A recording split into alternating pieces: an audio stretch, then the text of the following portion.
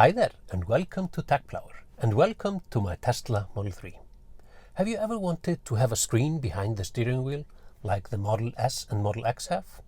Well, if so, you're in luck, because Teslasy sent me this screen for review. It's the T9 9.6-inch instrument cluster display to put behind your steering wheel. I'm going to show you how to install it and all the features it offers. So let's do it. So let's start by looking at the box. We have this awesome plaid logo on all sides of the box. There is no information on the outside of the box. So really minimalistic design on the outside, but we can see that there's a box inside this sleeve that the plaid print is on. So let's start by dragging the inner box outside the sleeve. It's very tight in here, but we can drag it out, and there it went out. And then we can see what's inside the inner box. And is it upside down maybe? Yep, the box is upside down, of course. So let's turn it around and reveal the content. Everything is really tight. And the first thing we see is the user manual. And you see that it's fit for Model 3, 2017 to 2023, and Model Y, 2020 to 2024. Since I have the 2021 Model 3, that fits into that year range. Let's take a look at the manual, what it contains.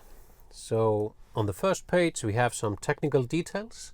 Sorry, the manual is quite wide, it doesn't fit in the shot. And then we have some details on what should be in the box and how it's connected, so that's really nice. And then we have some details on how to connect CarPlay and Android Auto, and some details on the display itself, what it can display and the settings, and more of that. And then, really nice, they have detailed installation instruction as well. So that is of course the hardest part, to install the display, but we don't need to go into detail through the user manual, because in this video we're going to do all this stuff. So under this foam here, what do we get? So we have some cables here. They are well labeled. This is the AMD wire harness and protocol box. And even though I don't have the AMD chip, I will be using this port, because my experience is that my car has the same port as the AMD cars. We have some more cables. This is connector cable 1 to connect to the protocol box and the head unit. Alright, then we have connector cable 2 to connect the head unit and the camera. So this kit does include a camera. Next we have connector cable 3, spare connection cable 1, 2, 3 are the same. Okay, nice to know. The next cable is an extension cable. That's good to have. We have a spudger. Let's open that up. Really nice to have these kinds of tools to loosen up panels and loosen up some clips for the installation. And then we have the camera. Let's take a look at that. It's encased in this nice plastic housing, and it would fit under the front bumper of the car.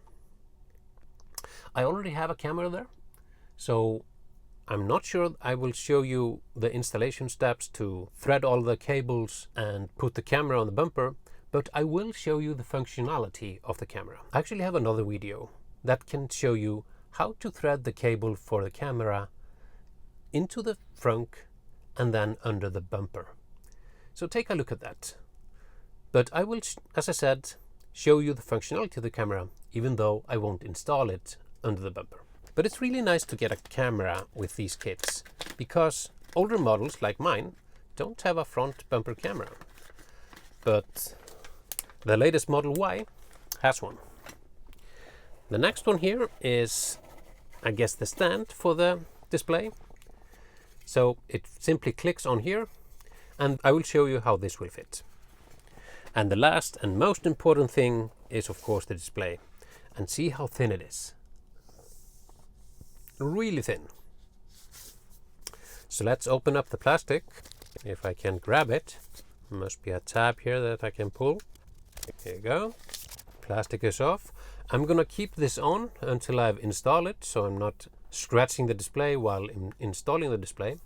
But you can see on the back here we have this hole here where this knob will fit into.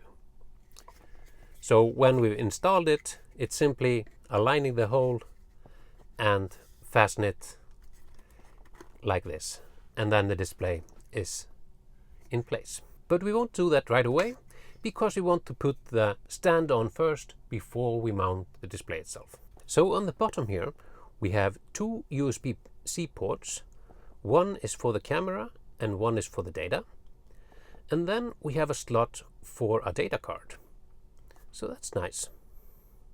I'm not sure what it's used for, but maybe it's for some storage.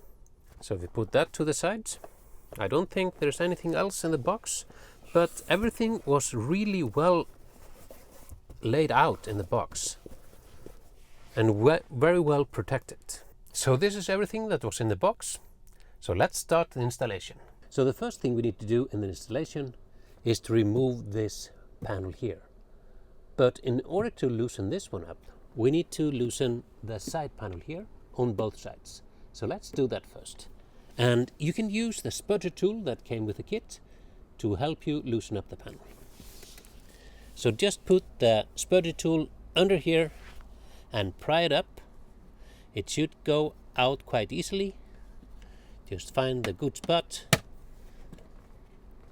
and out it goes. It just has these 3 clips, and then we do the same on the other side. Here's the panel on the other side. Just do the same thing, pry it open with the spudger tool,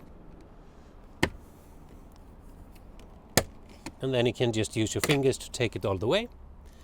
Same here, just these 3 clips. Now we should be able to loose this panel here, and on some newer models you have a screw on the side here that you need to loosen up. But on my model I don't have any screw, so this should be able to be lifted up just using the spudger tool. So you can just go under here to lift it up, and you can use your fingers on the side here to help with it. And just go. You can see here that some of the clips are loosening up. So just take your time and go all the way to the other side and loosen this up. I'm back on the other side and it's almost loose all the way. So I think I can just use my finger to lift it up the final stretch. So now this one should be loose, and then you just lift it up and a little bit out when you have lifted it up, because it's under here, like this, up and out, like this.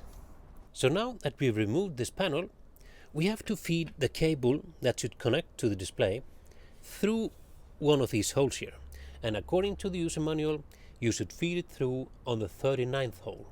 So we simply have to count the holes and then feed the cable through there. So we count from the beginning. 1, 2, 3, 4. So we found the 49th hole up here. So you see these 4 cables here. We need to feed all of those down here. But you have to make sure when feeding it in that this end is upwards, because this in the end is going to plug into the screen. So while not losing our spot here, find the end of the cable and feed it down the 49th hole, which is here. So we feed all the cables through the hole, and let's see if we did it correctly. Just feed it through, and we did not. So we have to, maybe we can, we can rotate the cable. So now the cable is in place, so it can connect to the display when we mount it. But now we also need to mount the bracket for the display. So here we have the bracket for the display, and you see the hole here. The cable should go into the hole and then through here, so we can connect the display. So we just feed the cable through the bracket like this, Give it some more slack. We can use the spudger tool to help us feed the cable up here, or not, we don't need it. So like this, make sure that everything is correctly placed. So let me see, this like this, and then the bracket goes like this, and then it should be able to connect to the display like this. So you see these connectors here, these should just go in the middle. So if this is the 49th hole, this should go in between 48 and 47 on this side, and between 50 and 51 on this side. So it's simply placing it in the middle of the cable like this, and just press it down until it clicks. See, it should go down. These are really tight clips, so maybe we need to help them a little bit. Maybe we can wiggle it a little bit. I think I got it now. That's not going anywhere. So a little wiggling to get it in the right place. And I think we can, yeah, we can still drag the cable out and in. So that's good. So now we have fed the cable up here. We need to be able to take the cable and feed it all the way to the other side, because there we have the connector we need. So as you can see, the mount is not in the middle of the steering wheel.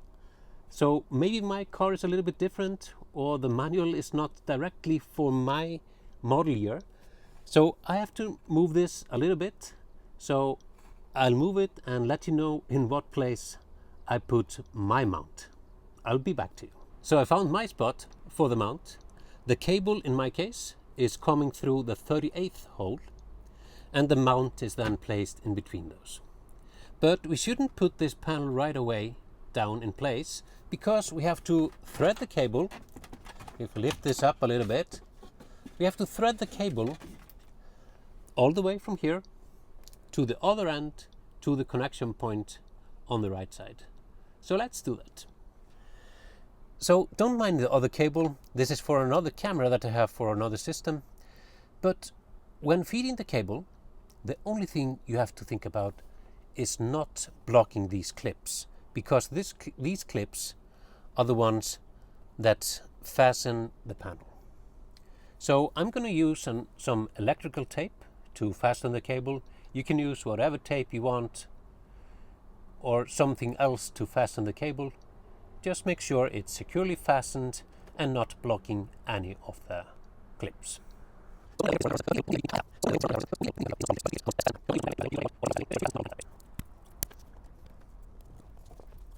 So now we've fed the cable all the way from the other side and fasten it with some electrical tape so it's not in the way of the clips.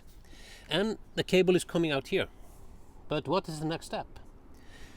You see that there's another cable here going down here, which is the other camera. So we simply have to access some things behind here. So we should remove this panel first, and you can simply remove it with your hands. Just put your hands behind it, and it's just some clips. Just pull it back like this, and then up, because there's a clip like this on the bottom. Then we should move away the weather seal a little bit so we can access this part. So it's just pulling it out. No worries, it's really easy to put it back. No glue or nothing. So the next part is to move this piece here, because there are some connections that we have to gain access to behind here. But there's a small clip down here. I'll get you closer. So here's the clip, and we can use the spudger tool from the kit and just put the spudger tool under, and it should pop out, and we can remove that clip. Sometimes it's a little bit tricky to remove it, especially when you have removed it a few times like I have, and there it went out. So now this is loose, but to remove this panel you simply lift the panel up here first, and lift it up all the way. There are clips there, and then you drag it out. Let's see, there was one more clip there. And now that one is loose. Just take that and put it aside. And now you see we have some cables here. But we cannot just connect this one. So there's something missing. So now this plastic bag comes into play, which is marked AMD wiring harness. So here we see that we have the control box, we have the blue OBD port that we can connect this OBD connector to, and we also have an extra port if we want to connect something else. Then we have these two that are the power connectors, which need to go in here. We need to unplug this one in a short while, but then we also have an extra power port if we want to connect something else. But as you can see, this cable doesn't fit here, so something is missing. So in the bag with the cables, we got this little connector, and it's marked with a red marker here on the side. So we should align that with the red wiring over here, and then just go one by one. And you might ask, why isn't this connected in advance? Because we were threading this through the panel, and with this connector we wouldn't have been able to do that. So we'll just connect it ourselves. It goes on this side where you have the more widened opening, and now I have to make sure I'm connecting this correctly. So the red side, which is here, should align with the red cable. So just, now I'm putting it on the wrong side, so just feed each of the cables in until they click, trying to get you to see how I'm connecting this. Next cable goes in, and you see I'm just taking them in order, and that one clicked, and those are sticking, those are not going away. So now that we have connected this connector to the cables, we should be able to connect this one to the control unit. And as you can see, there is a little divot under here, so the plastic clip on this side should go down there. So we just put it in here, and that is fastened and is now connected to the control unit. But just for safety, before we unplug the power from the car, we should power off the car. I'm just holding my camera here handheld, so sorry if there's too much shakiness. But to power off the car, you click the car icon, you go all the way down to safety, and there you go all the way down to the bottom until you see the power off option.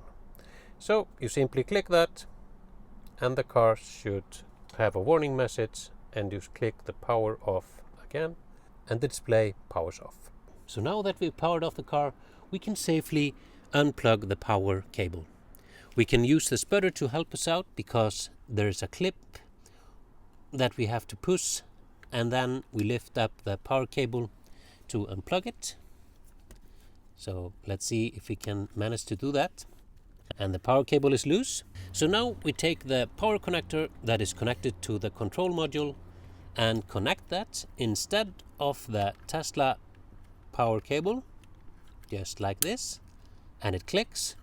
But in order to get power to the control module, we'll connect it here, so we get power through our cable here. So just plug it in, you hear it click, and now we have power through the cable that goes to the monitor and through the control module. But in order to get some data from the car, we have to connect the blue OBD connector to the blue OBD port over here. So that's simply like this. You have the clip facing you, and just click it down until you hear a click, like this. So now everything is connected. So before tidying up here, we should really check that the display and all the connections are working. So let's do that. So here we have a display, and of course you have to remove this white cover to be able to see the screen. So now we have to be careful when we install the display that we're not scratching it. So now we just have to connect the USB-C cable to the middle USB-C port here, and hopefully the display will turn on and we'll see some information about the car. Let's mount the display on the mount here. So we'll just find the hole like this, and no, it's actually better to connect the display first. So connect the cable like this. Good that I had some slack of the cable, and it's connected, and we see that we have at least power.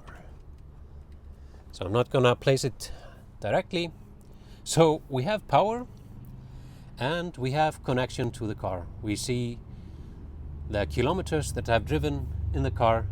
So now we know that the display is working and it's connected properly. So if you were connecting the camera on the bumper, you would of course take the camera and mount that to the bumper. You would take the second, or in this case it says connection cable 3, you would feed that the same way as the screen cable, and then there's a route for the cable into the trunk, and there you would feed that to the camera and connect it there.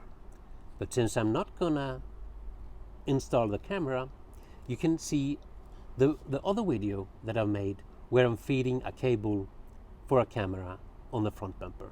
It would be the same route that I would do with this one, so you can check that out if you want to mount your camera on your car. But in order to show you how the camera works, I will connect the camera cable to the display as well. So let's do that. So it's the same way as the other cable. The smaller cables are here and the connector is here. But since we're not gonna feed the camera all the way here, we can connect this one right away. So it's the same thing. The red side should align with the red cable, and then the other cables are aligned after that. And it's much easier to put all of them in at the same time like this, instead of one at a time like I did with the other cable. So here it's stuck, and on the camera side we have this white connector here that then aligns with this white connector like this. So the camera is connected. I will simply place the camera on the dash so you can see outside of the camera when it's connected. And since I didn't place the display properly, we have the other port. Let's see if I can drag it a little bit out here so I can show you. So we have the other port that is intended for the camera.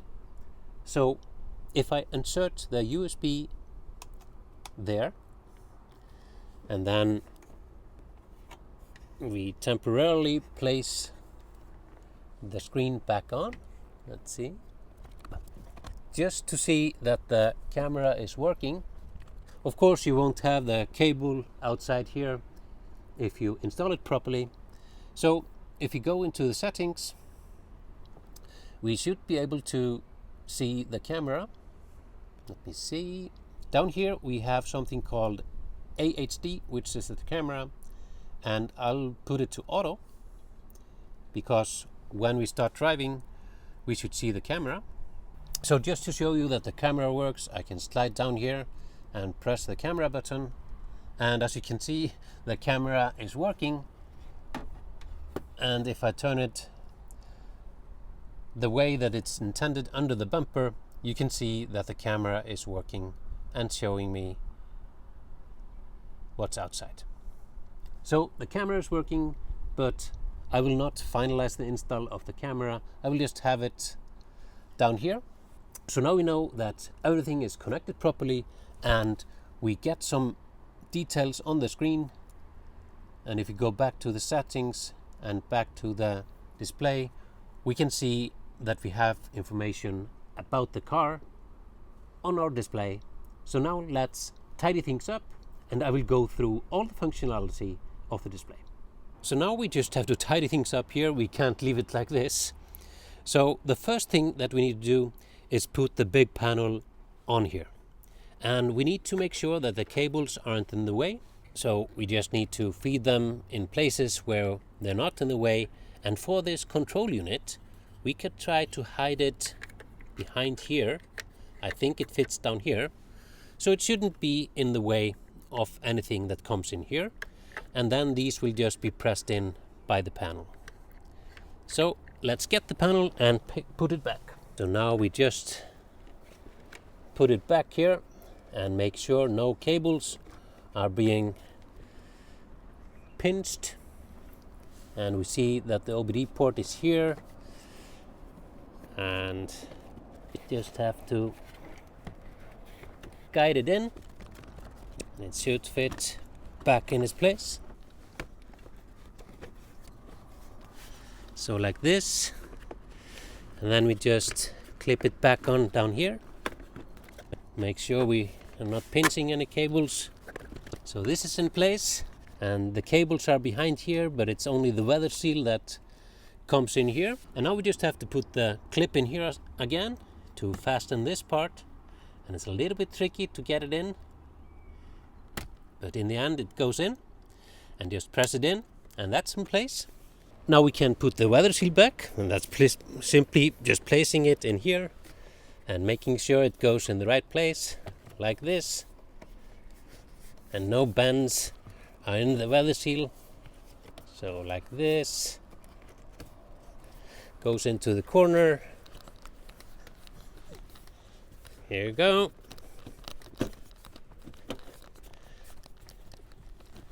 A little bit open here. So let's see what's bothering it here. Nothing specific. Just didn't want to go in. Let's take it out again and see what's happening here. It should go smoothly in. Yeah, just like this. It was just a little bit in the incorrect place. So the weather seal is back and looking good. So now we have the panel here that we need to put back. And we have to make sure that we are not pinching any cables. And it goes down first and then into this clip, which goes in here. So this one goes in here. The cables are not pinching anything. And back here. So that's in place. And now we actually should put the big panel on and make sure everything is okay with the screen when we do that. So let's go to the other side where the screen is and put the panel back on. So don't mind the extra cable here that is for the camera. If you are installing your camera, you will do it properly. So the cable for the camera will be down here. But I see that I didn't tape down this part of this cable. So let me fix that. Probably loosened up when I was tugging on the cable. So now that's fastened. But now we have to make sure that this panel goes down and there's no extra wire going up to the display. And I don't know if we fastened the display properly. Yep, we did. So it's put in place. So now let's just put this panel back on. And since we taped down the cable all the way, the clips should be free in all places. So we do it the opposite way. We take the panel, guide it in first, and then gently putting it down. And now it's just putting down some force on the panel to get the clips to fasten.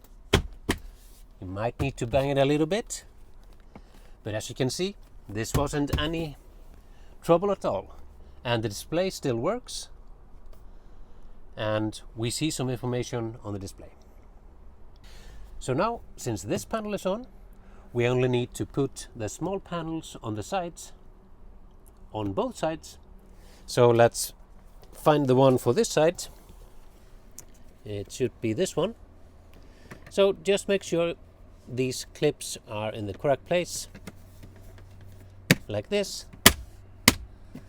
and that's fastened. So let's go to the other side and do the same there.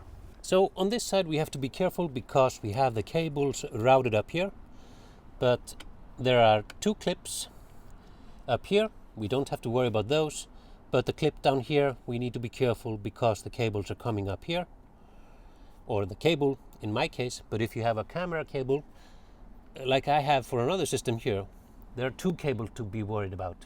But if the cables aren't in the way of the clips, we are good to go to mount the bottom clip and the 2 upper clips like this, and just put it in, and now all the panels are back as they should be.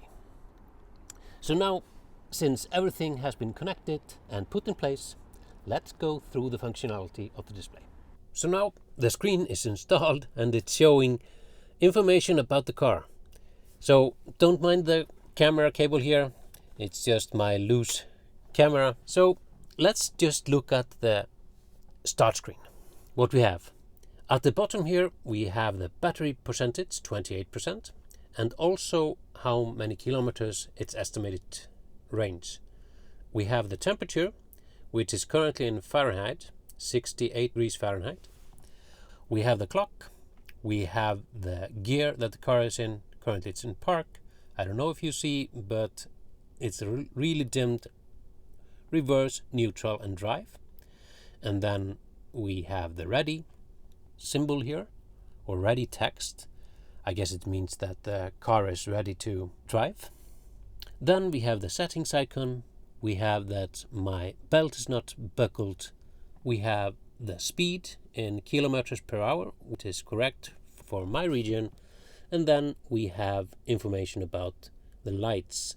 So I'm wondering if I change the lights, if I put them to off, yeah, the symbol disappears. If I put the lights back on, the symbol is back. So that is the start screen that you get when you start up the display. But we have some other screens. So you don't see it on the video, but I'm using my right scroll wheel to scroll down. So if I scroll down, you see that I get CarPlay and I get Android Auto. So it's basically settings for CarPlay Android Auto. And here I should get information about the tire pressure in PSI, but it's not showing up, probably because I haven't driven the car in a while, so not in the last few hours.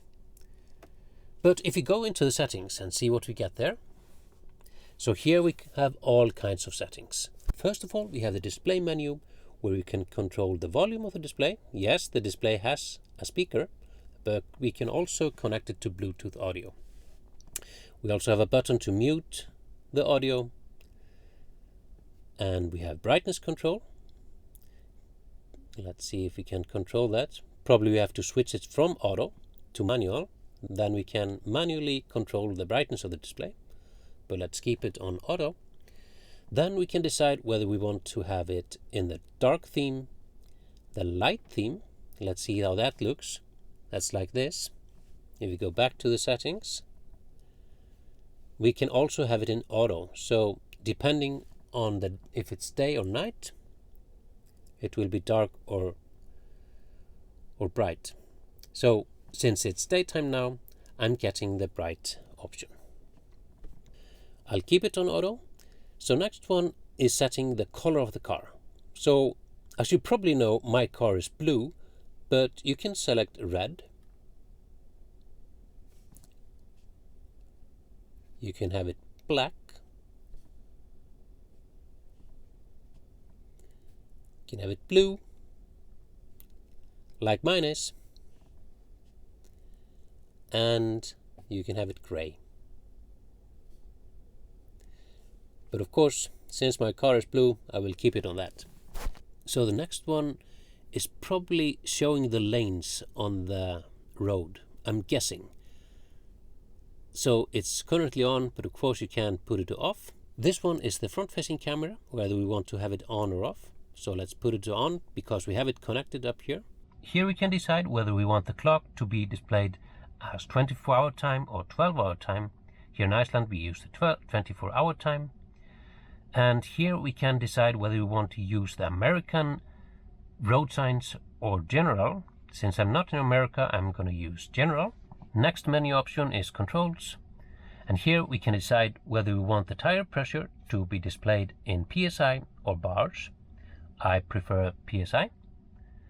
Here we can decide whether we want the audio coming from the screen itself or via Bluetooth connection.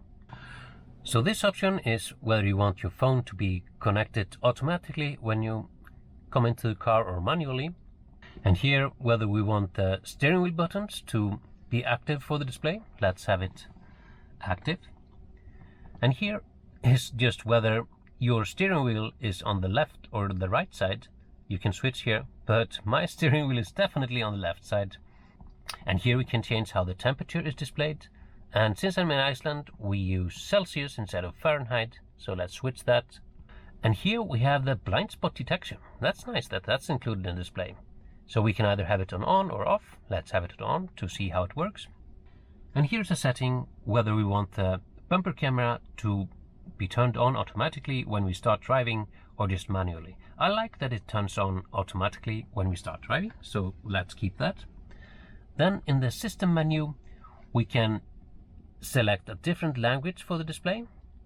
I'll stick with English because I'm quite sure it doesn't have Icelandic.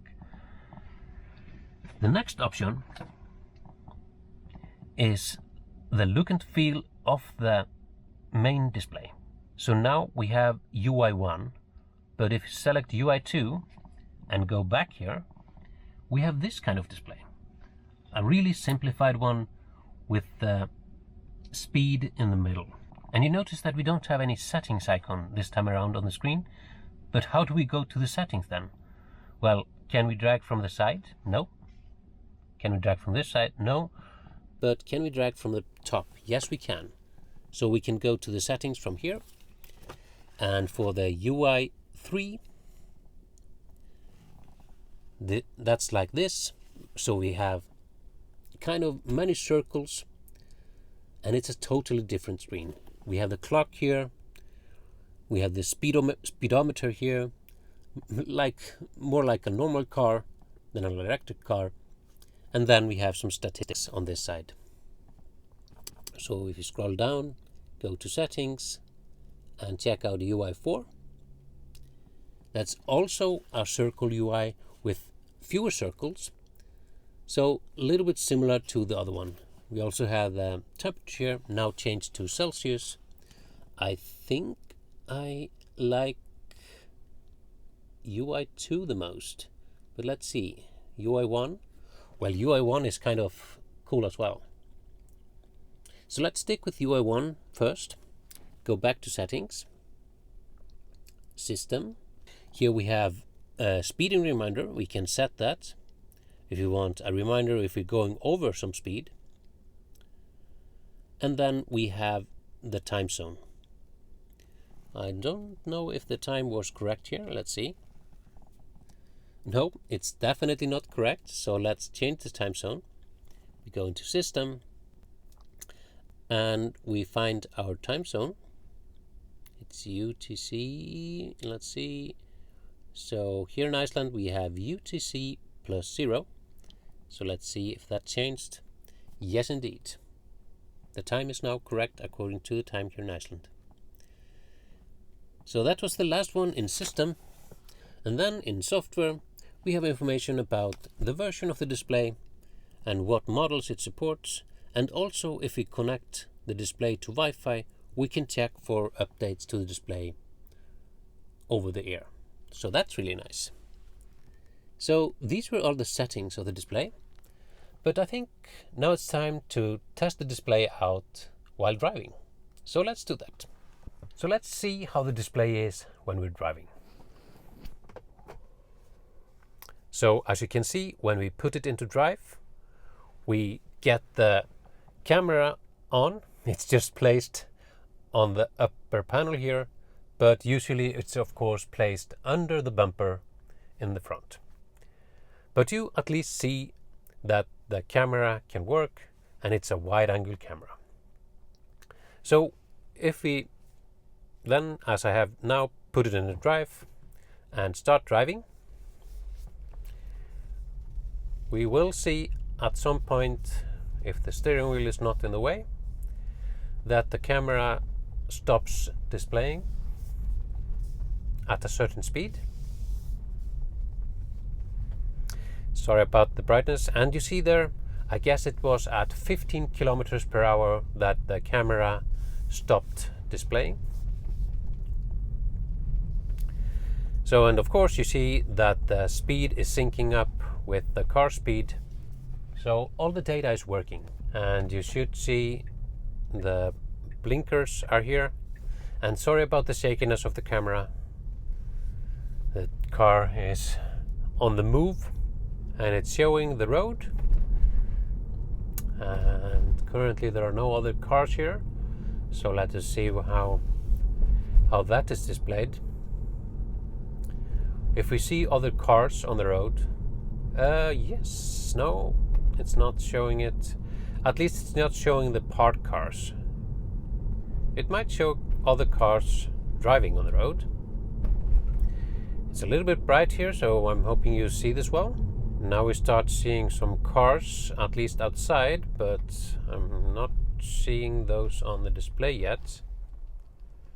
I'm not sure if the display is supposed to show other cars. I'm not seeing other cars on the display. But I might be wrong. Maybe the screen is not supporting showing other cars. But you see that for a quick while there was this autopilot symbol that blinked on the screen. So let's try to activate autopilot. And now you see that we get Rainbow Road on the autopilot screen. And the blue lines in between the car, as the OEM screen shows. And I would guess if FSD was here in Iceland, we would see that as a thick blue line in the middle as well. So let me turn off autopilot because we have a roundabout. Autopilot can't do the roundabouts. So here we are, a little less busy street. And if we scroll quickly down, yes indeed, we switch between the different screens. So using the right scroll wheel and scrolling quickly down will switch between the different screen displays. So switching now with the right scroll wheel quickly down, and again we get this view, the car in the middle and with the circle ones on each side, and again we are back to this view, which I think is my favorite view. It's simple and displays everything that I need. And I'm not sure if you noticed that when I exceed the speed limit, speed symbol gets red. I can show you that again. And you of course see at the bottom here, when I switch to rear, oh, you see we actually get some indication that we're going backwards.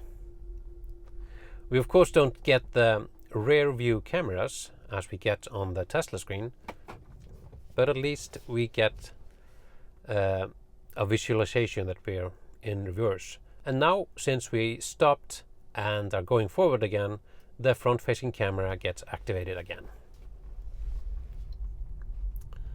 And let's see if we can now notice at what speed the front-facing camera turns off. Yeah, it's at 15 kilometers per hour, as I thought. Yeah, the screen is really clear and crisp. And now you see that the letters for the speed are red because I'm 4 kilometers per hour over, or 5 now, over the speed limit. This is a nice addition. And of course we see this small speed sign here that is indicating what speed is on this road. And there should be this blind spot detection. I'm not sure if I can show you that, but it's nice that blind spot detection is something that has been added to this third-party screen. It just makes the functionality of the display even better.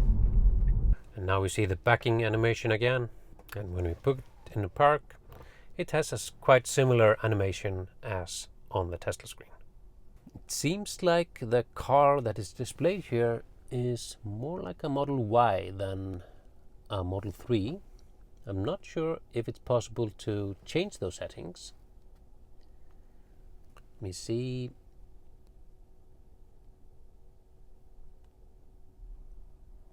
Doesn't seem like it. It's just automatically selected. So the UI2 was the one was kind of my favorite. But there was one thing that we forgot in the settings. So if we scroll down here from the left, we have these additional options. Here we can turn on and off the steering wheel controls. Here we can see the standby mode, which is just the clock. And I guess we can just go back. Yeah, just going back by touching the screen. Here we can turn on the camera manually. And of course it's just loose up here on the dashboard, showing you some construction zone. And here autopilot assist on or off. It was off in my drive, so I'm wondering what that does. So here we can also control the seats. That's interesting. Let's try that out. Does something happen? No, nothing happens with the seat control. So this should move the seat back and forward, but that doesn't seem to work with my car. I don't know. The battery icon should be for preconditioning the battery. Let's see if that works. At least it turns on, but I'm not seeing anything on the Tesla screen. So I'm not sure if this option does anything. These other ones, these are supposed to be able to open different doors. So open the rear door. Oh, it actually did. That's neat. So open the rear left door, rear right door, rear left door. It opened, and the front passenger door. That's awesome. So you can use the screen here to open all the doors except the driver door, because that's not needed, because you can just reach to the door and open it. Here we also have access to the brightness of the screen and volume, Apple CarPlay, Android Auto, and the settings. If we click the Apple CarPlay icon, we get instructions on how to set it up. That's just normal setup of Apple CarPlay. So they're indicating what Bluetooth connection to connect to. So that should be quite easy. And the same one for Android Auto. I guess we get instructions there as well. Yes, indeed. And then we have the settings here. And you can see, because some of the doors are opened, we get indication on that on the screen as well. If I put the hazard lights on, those are also displayed on the screen. So I think that's it for the functionality of the screen. So this was the installation and test of the T9 Gen 2 display from Teslasy. And I'm really liking this display. It's really crisp and it's simple, and you can select from multiple different ways of showing the main screen, and you can see when you have the autopilot active, and I would guess full self-driving as well, and all the details that you really need on the screen are there. And you can also connect both Android Auto and Apple CarPlay to the screen. So that's really neat.